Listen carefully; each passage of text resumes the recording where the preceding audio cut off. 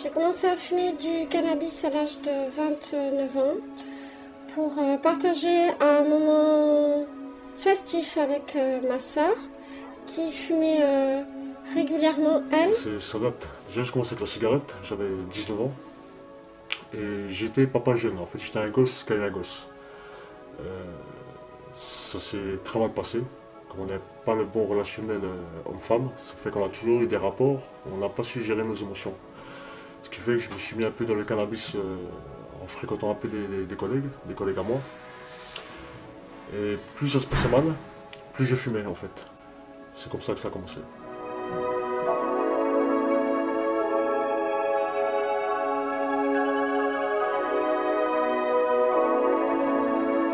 La consommation de cannabis a affecté mon quotidien, ma vie de tous les jours, du fait que lorsque j'avais des quantités importantes à fumer, je préférais rester chez moi pour lire, pour écouter de la musique et fumer, plutôt que pour sortir, plutôt que pour aller voir mes amis ou chercher du travail ou des choses importantes comme ça. Comment ça l'a affecté? Ça l'a affecté de plusieurs façons. Donc perte de mémoire, le regard face à l'autre, c'était difficile. C'est niveau travail. T'en oublies ton taf, carrément. Au début, c'était assez ludique pour moi dans l'utilisation que j'en avais. Ça n'a pas duré très longtemps parce que très rapidement, j'ai été rattrapée par une addiction au cannabis donc et au tabac de surcroît, alors que jusqu'à l'âge de 29 ans, je ne fumais ni cannabis ni tabac. Au bout de, 12 mois, je fumais systématiquement des cigarettes lorsque je n'avais pas de cannabis à consommer. Si je pouvais éviter de fumer des cigarettes, je fumais plutôt du cannabis lorsque c'était possible. C'est vrai que quand j'en avais pas, j'étais nerveux. J'étais beaucoup nerveux. Un temps, il fallait ma dose, il fallait que je fume. Pour moi, c'était dès le matin au soir.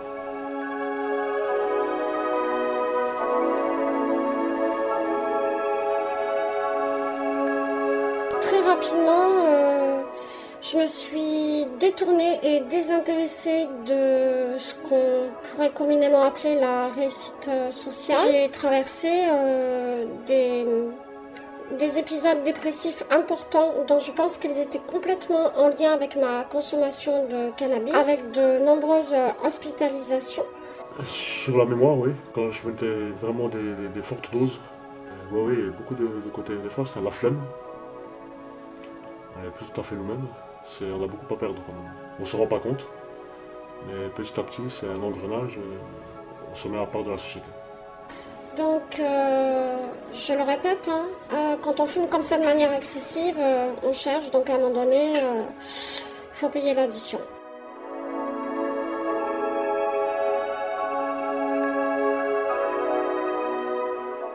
Ah, c'était la guerre, avec la famille surtout, avec la famille. Donc les parents voyaient un peu les réactions que j'avais. Moi j'étais un peu jeune, donc j'étais un peu impulsif. Pour moi c'était banal, les copains en consommaient, donc pour moi c'était normal, j'en faisais presque l'apologie.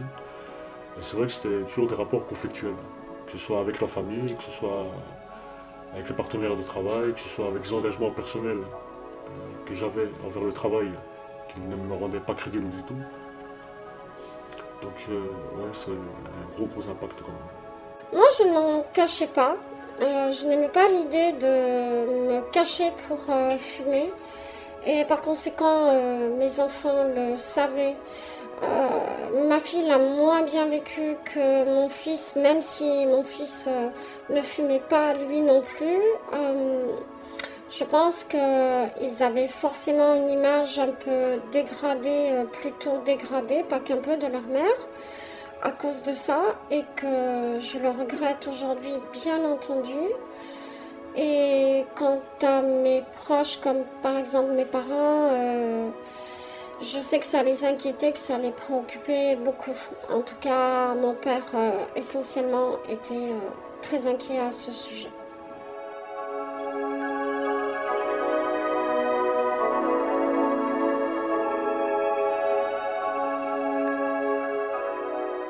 Je pense qu'il doit être, j'imagine en tout cas qu'il doit être assez facile de partir du cannabis et d'associer cela avec de l'alcool parce que j'ai beaucoup vu ces cas de figure autour de moi et de continuer toujours plus loin avec des drogues de synthèse, avec de la cocaïne par exemple aussi.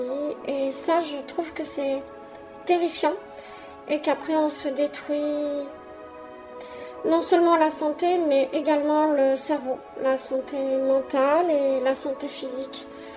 Quand on mélange tout ça, c'est extrêmement violent.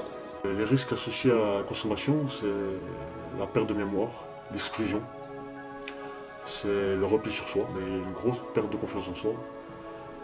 Et c'est de là que tout s'enchaîne. La défense, c'est pas quelque chose de positif.